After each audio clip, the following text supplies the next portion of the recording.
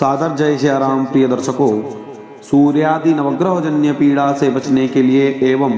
नवग्रहों की कृपा प्रसादी को प्राप्त करने के लिए नित्य इस स्तोत्र का पाठ करना चाहिए। जो साधक नित्य इस स्तोत्र का पाठ या श्रवण करता है वह सुखी और चिरायु होता है तथा उसकी सदैव विजय होती है। और जिसको पुत्र की कामना हो उसको इस स्तोत्र के पाठ से पुत्र की प्राप्ति होती है। धनार्थी धनमाप्नुयात्, धन की इच्छा रखने वाले को इस स्तोत्र का पाठ करने से धन प्राप्त होता है। रोगी रोग से मुक्त होता है और जो कारागार आदि में बंद होने से बचने के लिए इस स्तोत्र का पाठ करता है तो वह कारागार से भी मुक्त होता है। यहाँ तक कि ब्रह्म हत्या सुरापानम, ब्रह्म हत्या और सुरापान जैसे अपराधों से वह मुक्त हो जाता है। इसलिए नित्य इस स्तोत्र का पाठ करना चाहिए। आइए प्रारंभ करते हैं। श्री नवग्रह कवचम शिरो में पातु मार्तंडो, कपालं रोहिणीपतिः, मुखमंगारकः पातु, कंठश्च शशिनंदनः, बुद्धिं जीवः सदा पातु, हृदयं भृगुनंदनः, जठरं च शनिः पातु, जिह्वां मेदितिनंदनः, पादौ केतुः सदा पातु, वाराः सर्वांगमेव च, तिथयोष्टौ दिशः पान्तु, नक्षत्राणि वपुः सदा, हंसौ राशिः सदा पातु, योगाश्च स्थैर्यमेव च, गुह्यं लिंगं सदा पान्तु, सर्वे ग्रहाः शुभप्रदाः, अणिमादीनि सर्वाणि लभते यः पठेद् ध्रुवम्, एतां रक्षां पठेद् यस्तु भक्त्या च प्रयतः श्रुधीः, सा चिरायुः सुखी पुत्री, रणे च विजयी भवेत्। अपुत्रो लभते पुत्रं, पुत्रार्थी धनमाप्नुयात्, दारार्थी लभते भार्यां, सुरूपां सुमनोहरां, रोगी रोगात् प्रमुच्येत, बद्धो मुच्येत बन्धनात्, जले स्थले चान्तरिक्षे, कारागारे विशेषतः, यः करे धारये नित्यं, भयं तस्य न जायते। ब्रह्म हत्या सुरापानं स्तेयं गुरवङ्गनागमः, सर्वपापैः प्रमुच्येत, कवचस्य च धारणात्, नारी वामभुजे धृत्वा सुखैश्वर्य समन्विता, काकवन्ध्या जन्मवन्ध्या, मृतवत्सा च या भवेत्,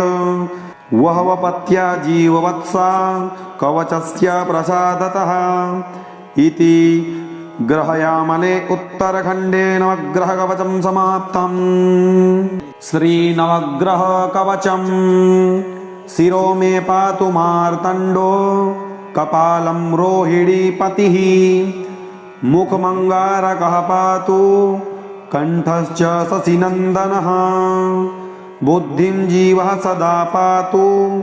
हृदयं भृगुनंदनः, जठरं च शनिः पातु, जिह्वां मेदितिनंदनः, पादौ केतुः सदा पातु, वाराः सर्वांगमेव च, तिथयोष्टौ दिशः पान्तु, नक्षत्राणि वपुः सदा, हंसौ राशिः सदा पातु, योगाश्च स्थैर्यमेव च, गुह्यं लिंगं सदा पान्तु, सर्वे ग्रहाः शुभप्रदाः, अणिमादीनि सर्वाणि लभते यः पठेद् ध्रुवम्, एतां रक्षां पठेद् यस्तु भक्त्या च प्रयतः श्रुधीः, सा चिरायुः सुखी पुत्री, रणे च विजयी भवेत्। अपुत्रो लभते पुत्रं, पुत्रार्थी धनमाप्नुयात्, दारार्थी लभते भार्यां, सुरूपां सुमनोहरां, रोगी रोगात् प्रमुच्येत, बद्धो मुच्येत बन्धनात्, जले स्थले चान्तरिक्षे, कारागारे विशेषतः, यः करे धारये नित्यं, भयं तस्य न जायते। ब्रह्म हत्या सुरापानं स्तेयं गुरवङ्गनागमः, सर्वपापैः प्रमुच्येत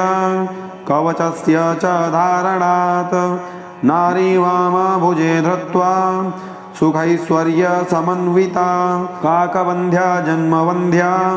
मृतवत्सा च या भवेत् वहवपत्या जीववत्सा कवचस्य प्रसादतः इति ग्रहयामले उत्तरखण्डे नवग्रहकवचं समाप्तम्। श्रीनवग्रहकवचम्। शिरो मे पातु मार्तण्डो कपालं रोहिणीपतिः मुखमङ्गारकः पातु कण्ठश्च शशिनन्दनः बुद्धिं जीवः सदा पातु हृदयं भृगुनन्दनः जठरं च शनिः पातु जिह्वा मे दितिनन्दनः पादौ केतुः सदा पातु वाराः सर्वाङ्गमेव च तिथयोष्टौ दिशः पान्तु नक्षत्राणि वपुः सदा अंसौ राशिः सदा पातु योगाश्च स्थैर्यमेव च गुह्यं लिङ्गं सदा पान्तु सर्वे ग्रहाः शुभप्रदाः अणिमादीनि सर्वाणि लभते यः पठेद्ध्रुवम् एतां रक्षां पठेद्यस्तु भक्त्या च प्रयतः सुधीः सा चिरायुः सुखी पुत्री रणे च विजयी भवेत् अपुत्रो लभते पुत्रं पुत्रार्थी धनमाप्नुयात् दारार्थी लभते भार्यां सुरूपां सुमनोहरां रोगी रोगात् प्रमुच्येत बद्धो मुच्येत बन्धनात् जले स्थले चान्तरिक्षे कारागारे विशेषतः यः करे धारये नित्यं भयं तस्य न जायते ब्रह्महत्यासुरापानं स्तेयं गुरवङ्गनागमः सर्वपापैः प्रमुच्येत कवचस्य च धारणात् नारीवामभुजे धृत्वा सुखैश्वर्य समन्विता काकवन्ध्या जन्मवन्ध्या मृतवत्सा च या भवेत् वहवपत्या जीववत्सा कवचस्य प्रसादतः इति ग्रहयामले उत्तरखण्डे नवग्रहकवचं समाप्तम्। श्रीनवग्रहकवचम्। शिरो मे पातु मार्तण्डो कपालं रोहिणीपतिः मुखमङ्गारकः पातु कण्ठश्च शशिनन्दनः बुद्धिं जीवः सदा पातु हृदयं भृगुनन्दनः जठरं च शनिः पातु जिह्वा मे दितिनन्दनः पादौ केतुः सदा पातु वाराः सर्वाङ्गमेव च तिथयोष्टौ दिशः पान्तु नक्षत्राणि वपुः सदा अंसौ राशिः सदा पातु योगाश्च स्थैर्यमेव च गुह्यं लिङ्गं सदा पान्तु सर्वे ग्रहाः शुभप्रदाः अणिमादीनि सर्वाणि लभते यः पठेद्ध्रुवम् एतां रक्षां पठेद्यस्तु भक्त्या च प्रयतः सुधीः सा चिरायुः सुखी पुत्री रणे च विजयी भवेत् अपुत्रो लभते पुत्रं पुत्रार्थी धनमाप्नुयात् दारार्थी लभते भार्यां सुरूपां सुमनोहरां रोगी रोगात् प्रमुच्येत बद्धो मुच्येत बन्धनात् जले स्थले चान्तरिक्षे कारागारे विशेषतः यः करे धारये नित्यं भयं तस्य न जायते ब्रह्महत्यासुरापानं स्तेयं गुरवङ्गनागमः सर्वपापैः प्रमुच्येत कवचस्य च धारणात् नारीवामभुजे धृत्वा सुखैश्वर्य समन्विता काकवन्ध्या जन्मवन्ध्या मृतवत्सा च या भवेत् वहवपत्या जीववत्सा कवचस्य प्रसादतः इति ग्रहयामले उत्तरखण्डे नवग्रहकवचं समाप्तम्। श्रीनवग्रहकवचम्। शिरो मे पातु मार्तण्डो कपालं रोहिणीपतिः मुखमङ्गारकः पातु कंठश्च शशिनन्दनः बुद्धिं जीवः सदा पातु हृदयं भृगुनन्दनः जठरं च शनिः पातु जिह्वा मेदितिनन्दनः पादौ केतुः सदा पातु वाराः सर्वाङ्गमेव च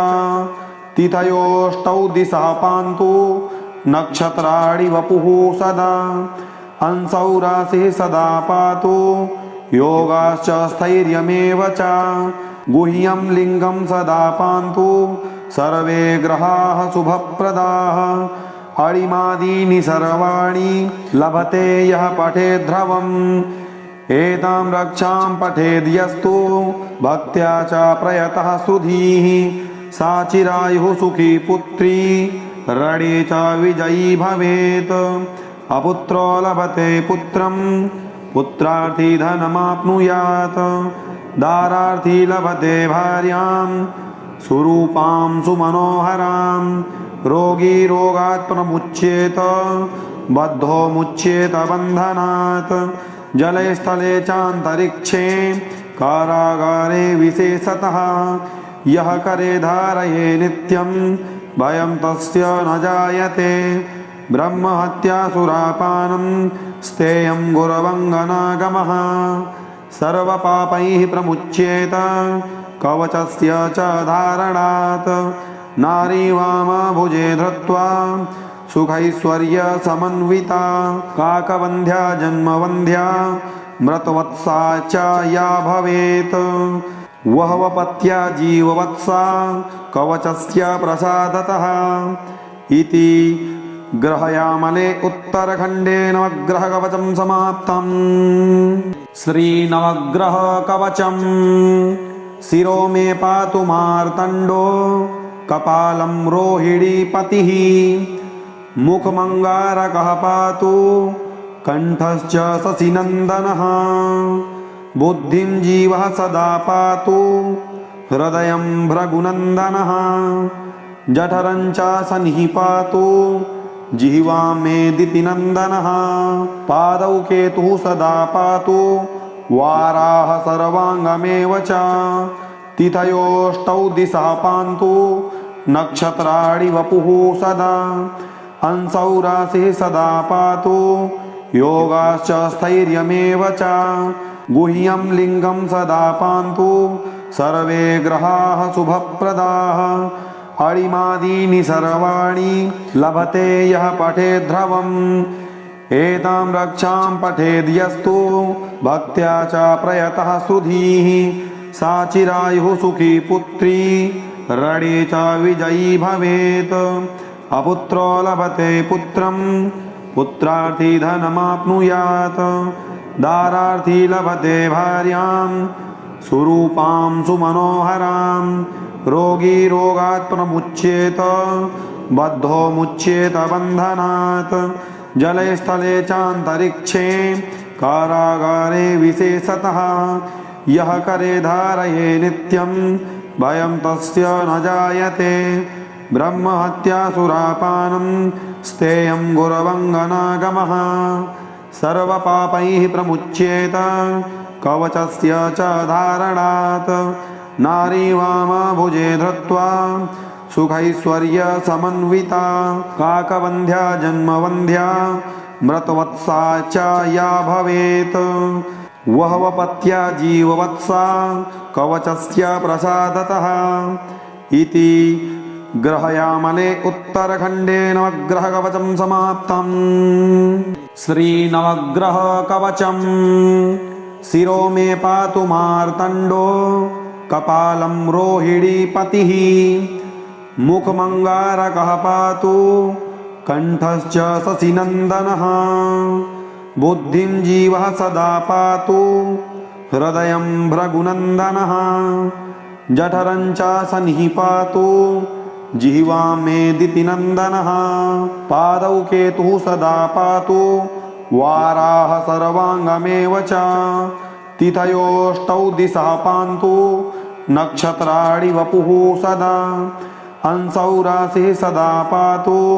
योगाश्च स्थैर्यमेव च गुह्यं लिंगं सदा पान्तु सर्वे ग्रहाः शुभप्रदाः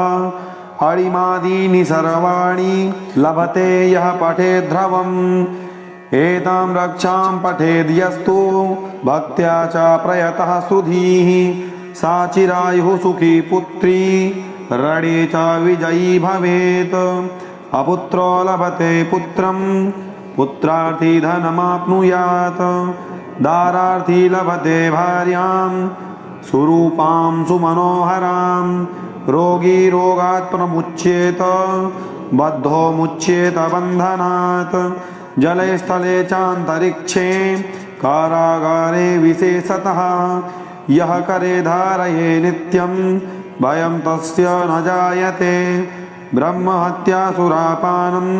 स्तेयं गुरवङ्गनागमः सर्वपापैः प्रमुच्येत कवचस्य च धारणात् नारी वामभुजे धृत्वा सुखैश्वर्य समन्विता काकवन्ध्या जन्मवन्ध्या मृतवत्सा च या भवेत् वहवपत्या जीववत्सा कवचस्य प्रसादतः इति ग्रहयामले उत्तरखण्डे नवग्रहकवचं समाप्तम्। श्रीनवग्रहकवचं शिरो मे पातु मार्तण्डो कपालं रोहिणीपतिः मुखमङ्गारकः पातु कण्ठश्च शशिनन्दनः बुद्धिं जीवः सदा पातु हृदयं भृगुनन्दनः जठरं च शनिः पातु जिह्वां मेदितिनन्दनः पादौ केतुः सदा पातु वाराः सर्वाङ्गमेव च तिथयोष्टौ दिशः पान्तु नक्षत्राणि वपुः सदा अंसौ राशिः सदा पातु योगाश्च स्थैर्यमेव च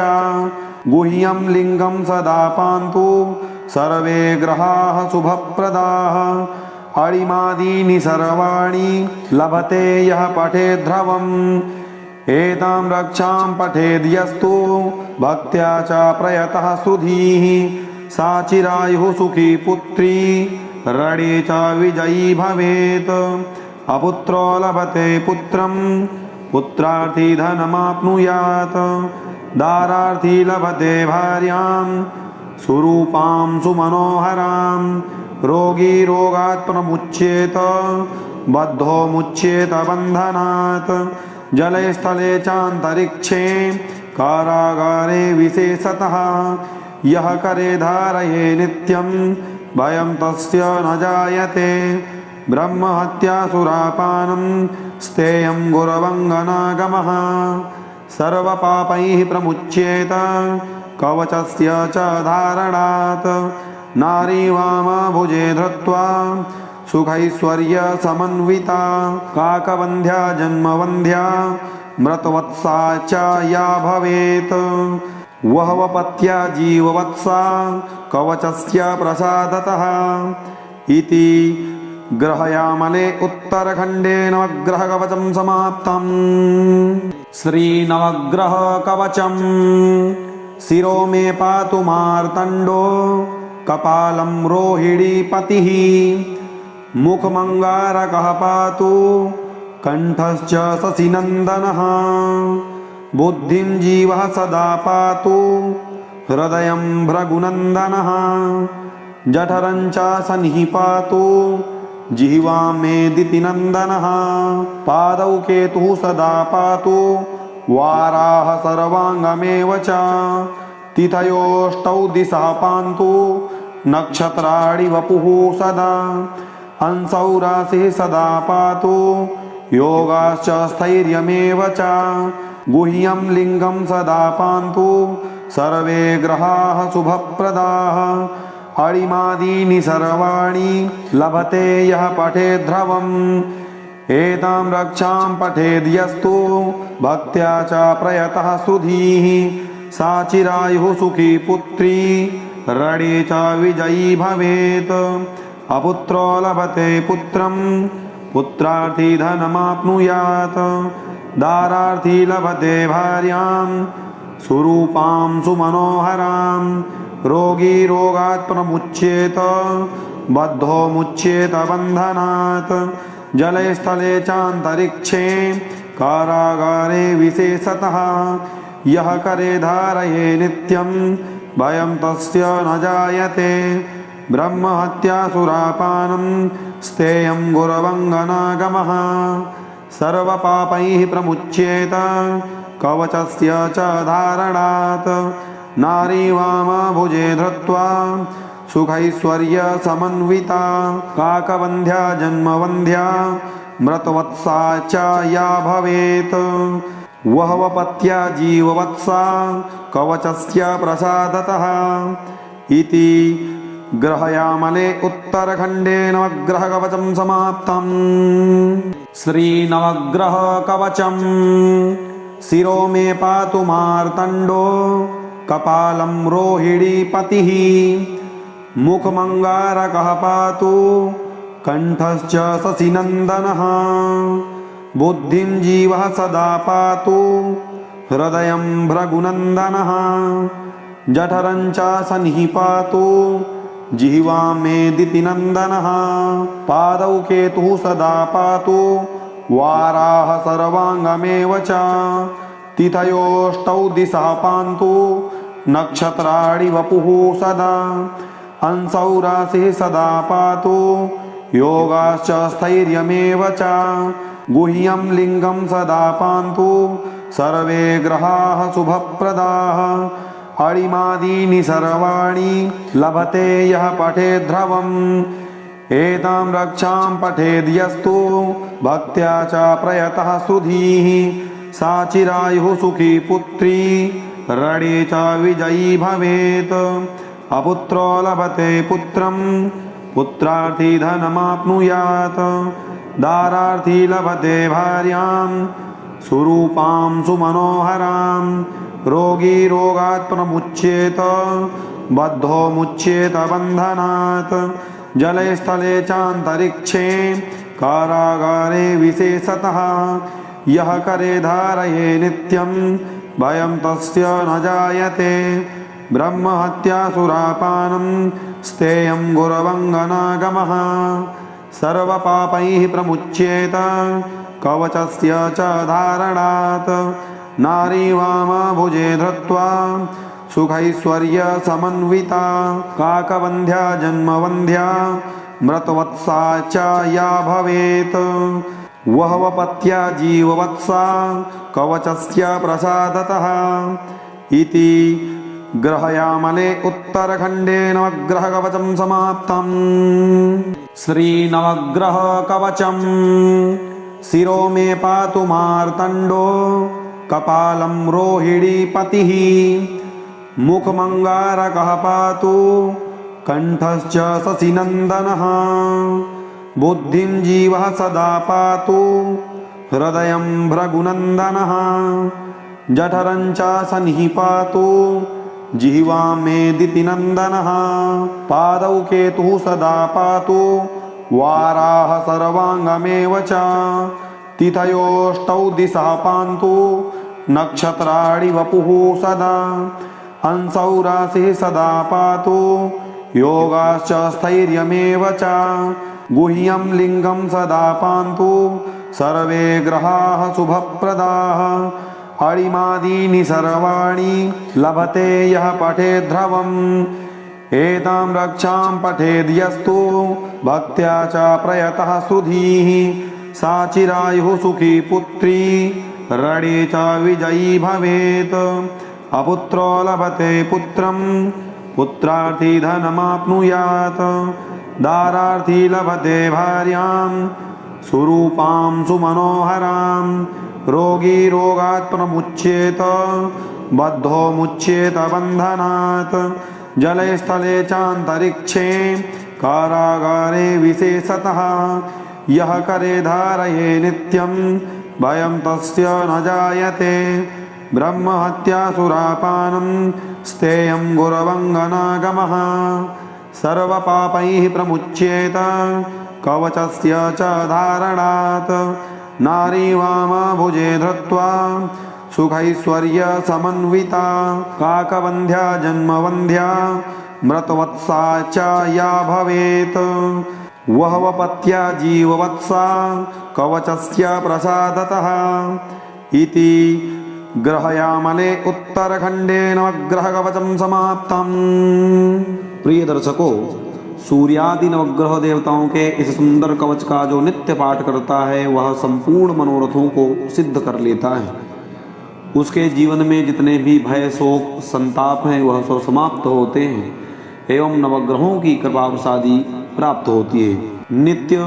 इस सुंदर कवच का पाठ करना चाहिए। पूरा वीडियो देखने के लिए धन्यवाद। यदि चैनल में नए हैं तो चैनल को सब्सक्राइब अवश्य करें, साथ ही बेल आइकन को प्रेस करके कमेंट बॉक्स में अपनी राय अवश्य दें। मिलते हैं अगली वीडियो में, तब तक के लिए जय श्री कृष्ण, जय श्री राधे।